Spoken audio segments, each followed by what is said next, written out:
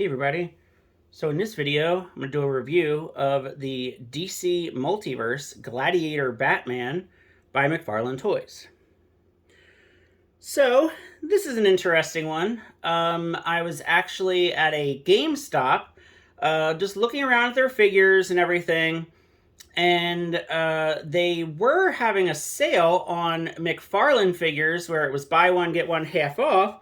And unfortunately, the sale ended yesterday. So I kind of thought about it, and I was like, this one is really the only one that I was remotely interested in. And I was like, I really don't need this figure.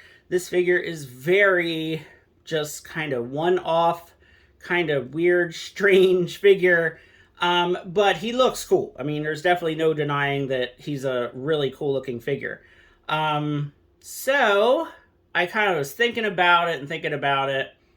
And then I thought to myself, hold on, let me check my GameStop account here, because I recently bought the Zap Astro Megazord from the Power Rangers Lightning Collection.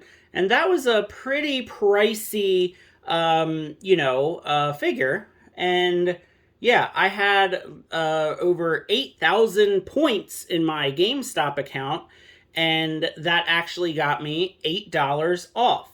So I got this figure for $12, and yeah, $12, sure, I can deal with that. So $20, not too sure.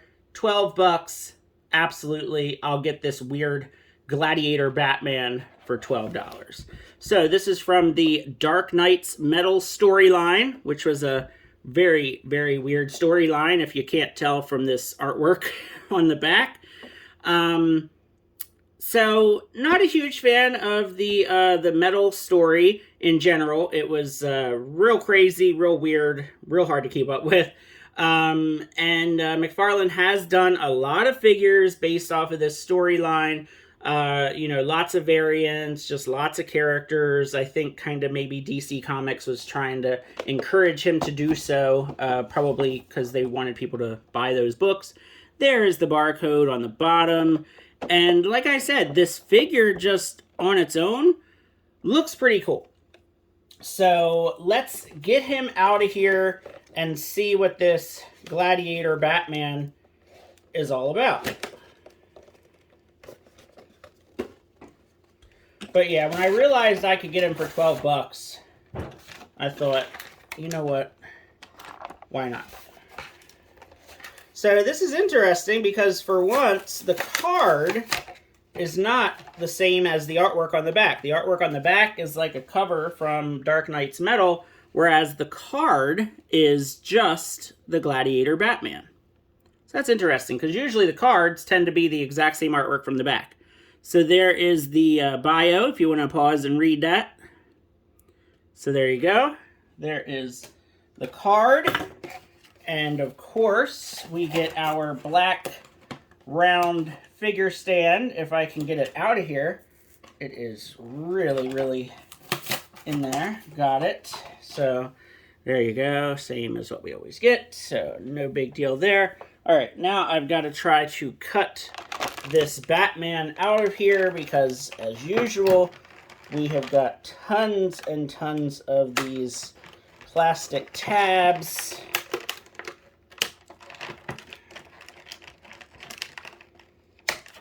So each leg, each arm, and around the waist, and his weapon has two of these tabs as well. His weapon actually looks really cool. Alright, almost got it.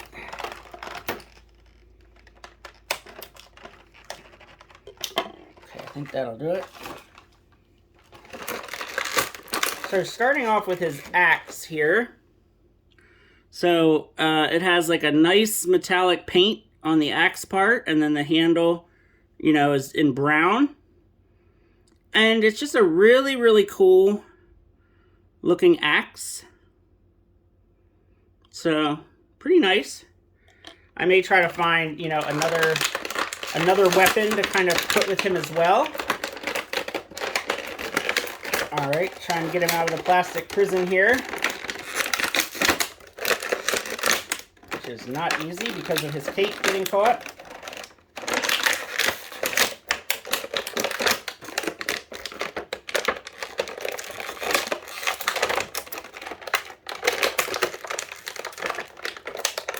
Yeah, so his cape has like this kind of nub on it. It's getting caught. There we go. All right, so this is interesting for sure. So his cape is, you know, molded. It's very stylized. It's pretty hard and thick. It's not soft at all. One thing I really liked, I love the like the little bat heads on his shoulder armor. I think is cool, and the, you know, the head sculpt with the helmet is really nice as well. The bat symbol has like scratches on it and stuff. For articulation, head goes down pretty good, goes up, and it's a little hard to get it side to side. The arms, so I'm trying to see how much the armor gets in the way, and the armor is actually connected, I guess, down at like the elbow, but he's still pretty stiff. Like his arms go up, I guess, enough, and then his elbows bend, wrists turn. His gauntlets are pretty sharp, so watch out. And then like his hips, like this I don't know, loincloth material, that gets out of the way pretty good. It's actually pretty soft and pliable. And then he does turn at the diaphragm, and he's got the ball joint at the waist, so he should, yeah, he goes side to side. So that's good. And the ankles look pretty good. Oh, and this is neat. I just now noticed that he's got bats for like his knee pads are also in the shape of a bat, so that's pretty cool. His, wow, these are pretty pointy and sharp, so watch out. He's got some sharp edges, but his knees are actually really good, double-jointed knees. And the boots and ankles are nice. Let's see how easy it is to stand him up, because, you know, the cape is definitely going to weigh him back. So you got to get him in a good standing pose because of that cape. And there we go. So he is really cool looking. Not really a figure that I necessarily need, but, you know, I got him for that good price, and he's just crazy looking. I mean, he's got all this crazy armor and all of these like bat motifs. I'm trying to get this axe in his hand, and his hands are very stiff. It's very hard to open up his hands to get his axe in there. So I guess what you got to do is the very top of the axe is much thinner. So I guess you got to try to put it in there at the top and then pull it through. But I'm even having trouble getting that going. But I'm trying here. Yeah, so it looks like I guess you're going to have to warm up his hands to get his weapon in there, because these hands are super like hard and stiff, and the weapon is like pretty soft. So yeah, I cannot get that weapon in his hand. Unfortunately, his hands are going to need some, you know, loosening up with the hairdryer.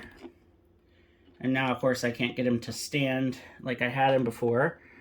But yeah, you're definitely going to have to get him to lean forward to get him to stand because of this cape. But, you know, once you get him into a good pose, he looks pretty neat. So, honestly, I don't know if this is a brand new figure or if this is a figure that's been around for a while. This is my first time ever seeing this figure at all. And I just thought he was neat looking, and for the price I ended up getting him for, it was worth it to me. So, yeah, there you go. There is Gladiator Batman from the DC Multiverse line. Let me know what you think of this figure, and are you seeing this figure at all? If you know more about it, feel free to tell me in the comments. Thanks for watching, and have a good one.